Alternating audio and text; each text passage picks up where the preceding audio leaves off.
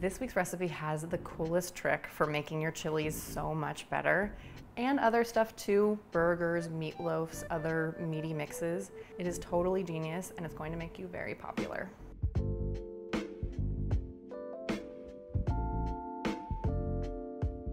I'm very lucky because this week we have the genius behind this recipe, Jenn de la Vega here, who is a caterer, a food stylist, the editor at large of Put an Egg on It, a really cool zine, and the author of this amazing cookbook, Showdown Comfort Food Chili and Barbecue.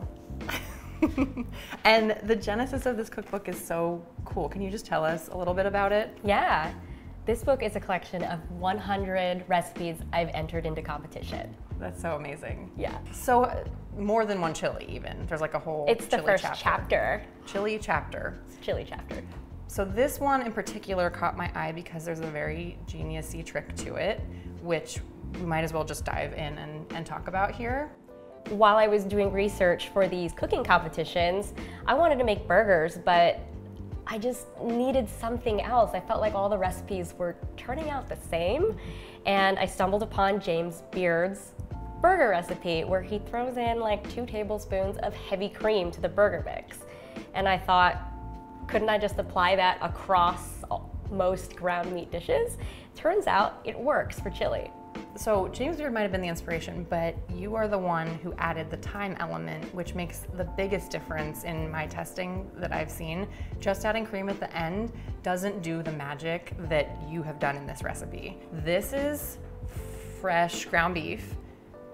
This is ground beef that has been sitting overnight in the fridge with just a little bit of heavy cream, and it might not look like what you want to eat right now, but it's going to change. 2 things are happening here. Please tell me. We soak the meat overnight for both flavor. We have the ancho chili, and then the second thing is the lactic acid from the heavy cream is breaking down the fibers, tenderizing it, and kind of melding with the fat that already exists in the beef, so that when we fry it, we don't really lose as much. We're not going to pool a bunch of, beef fat in the pan. And look at how mine breaks up. It's got smaller chunks.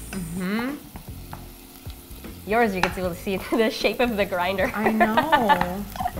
This one just melts and breaks apart and is super tender. This one seizes up, and as Jen pointed out, it's losing all of its fat. This one's holding onto its fat and staying really creamy is a weird word to use here, but it is. It's it's like a really good long cooked bolognese or something like that you're wanting the meat to be tender and break down slowly over time. You just did that in moments because of the cream that had done its work before. Overnight in the fridge. Yeah. I mean, the reason why I wrote this recipe is because I had a full-time job, and doing things overnight and doing things in a slow cooker while I was at work really helped me. So.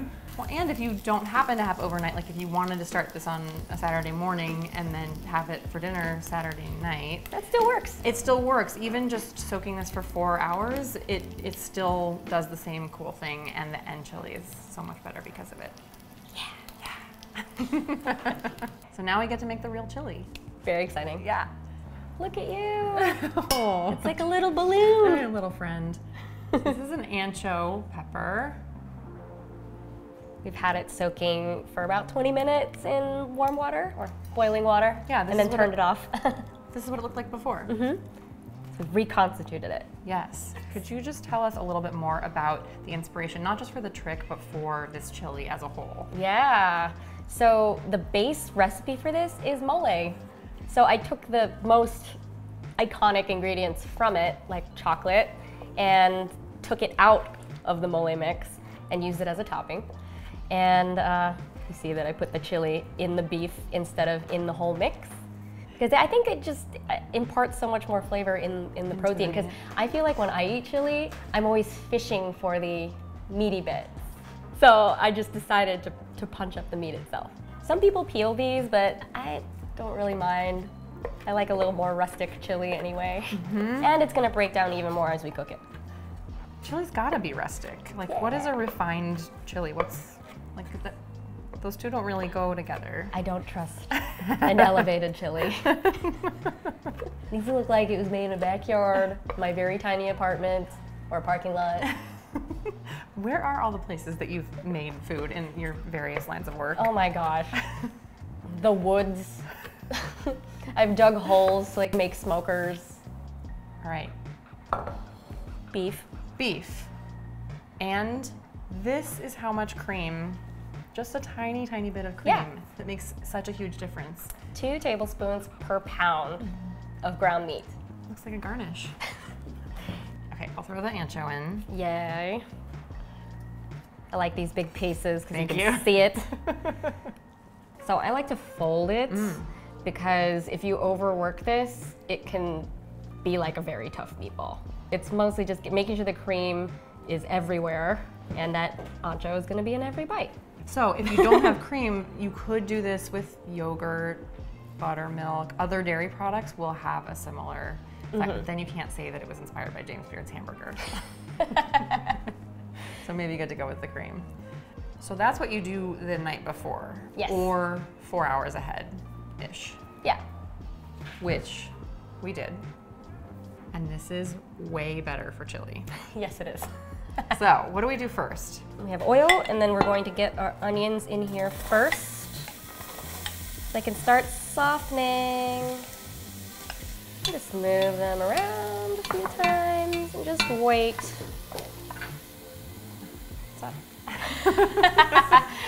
Waiting. There's a lot of waiting with cooking. I would have loved to like assist you in your cook-off days. Oh my gosh, they were intense. Yeah. Some of them were outdoors. I was just in the music industry and I was feeling really tired of my career and I didn't think culinary school was right for me. And so entering these once a quarter was sort of cheering me on to keep going. It was awesome. I remember my first chili competition, I had a lot of leftovers. Like people didn't want to eat it. But so I made it a goal, like for the next one, people are gonna finish my chili.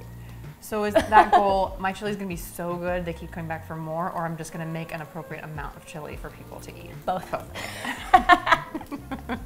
Like, do you remember this particular competition? Yes. Versus any of the other ones? I do remember this. Could you tell us just that, like set the scene a little bit? This cooking competition changed venues several times.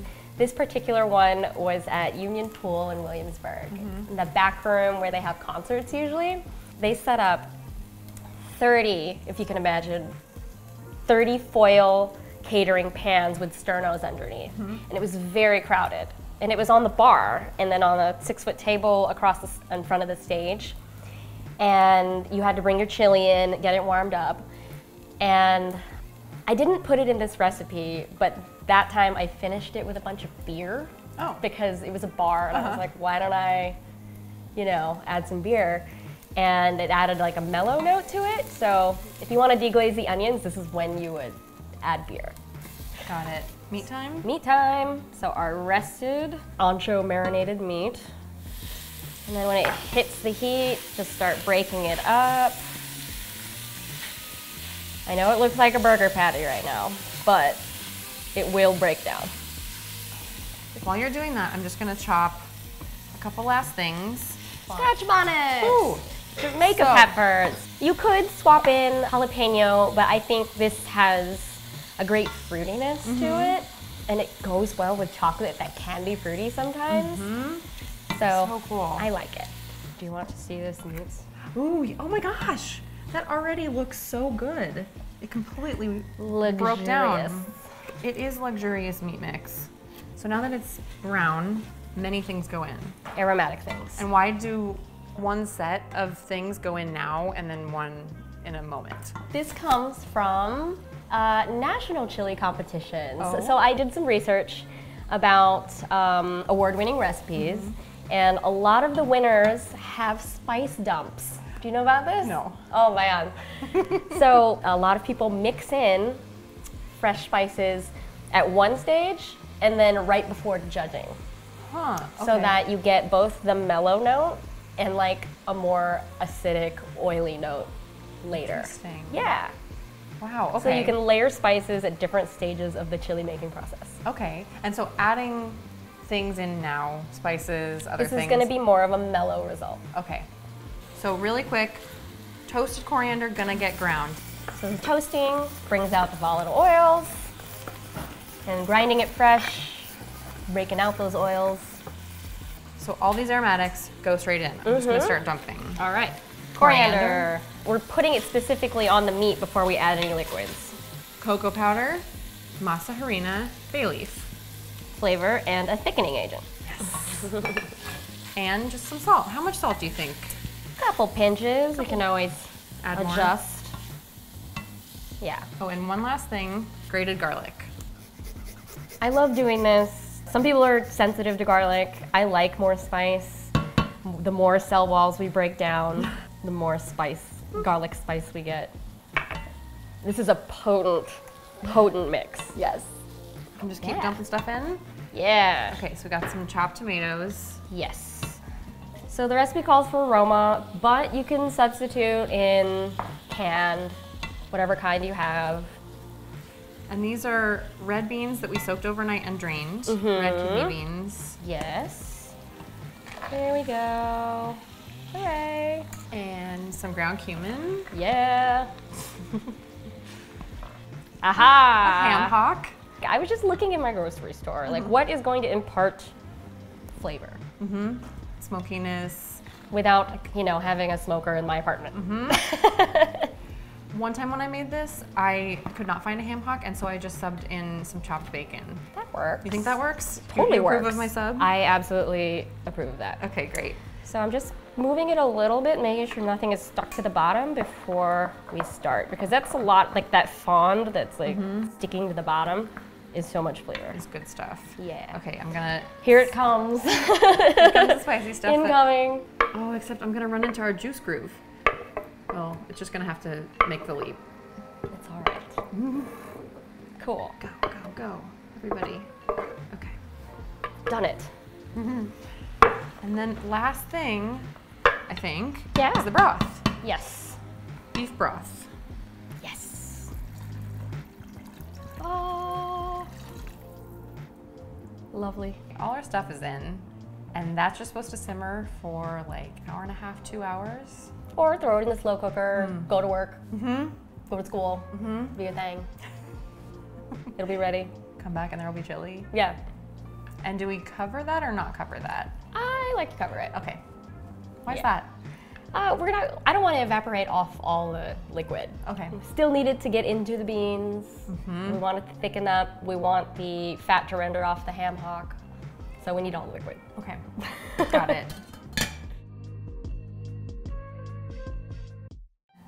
Lifting. Oh, hello. Now this can keep going in a slow cooker. Reduce it a little bit more. But this is also good too. This is like on the more soupy side. And what was that tip you were saying about if it's soupier than you want it to be really thick and hearty, what do you do? You can either add more of the masa harina, and if you didn't have that to begin with, you can take out a scoop of the chili, mash up the beans, and then stir it back in. That'll thicken it right up. And then what about this ham hock? Do we break it up into the chili, or what would you do with it? You could do that. Or you could break it up and save it for another dish, like fried rice. It still has so much flavor in there, so I could use that for like a broth base.